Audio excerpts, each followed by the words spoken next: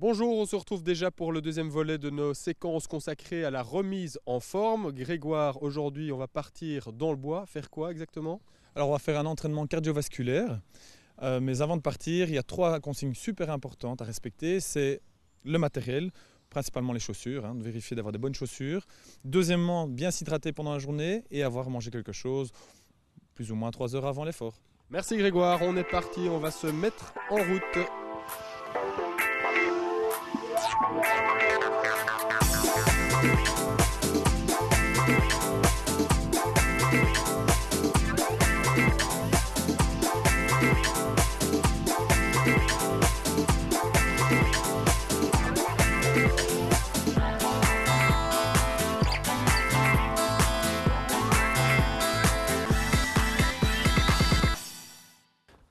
À ton aise, après l'activation, rien ne sert de monter trop vite en puissance.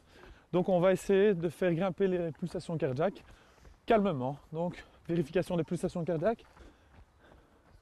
120, impeccable. On va essayer d'atteindre les 145 pulsations. Attention aux chevilles quand tu cours dans le bois. Prudence, petit pas dans la descente.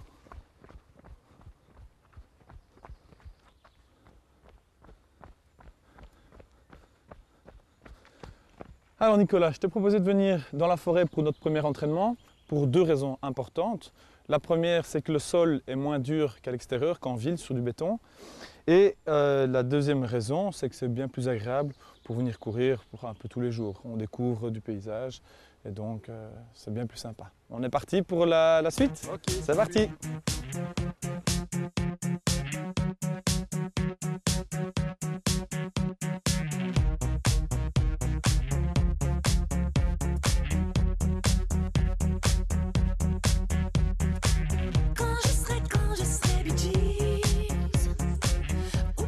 Cela fait environ une vingtaine de minutes qu'on court. Grégoire, faut-il retenir des choses spécifiques pour cette séance? Oui, 2 choses pour commencer. La première, d'éviter de courir dans un endroit trop vallonné pour commencer.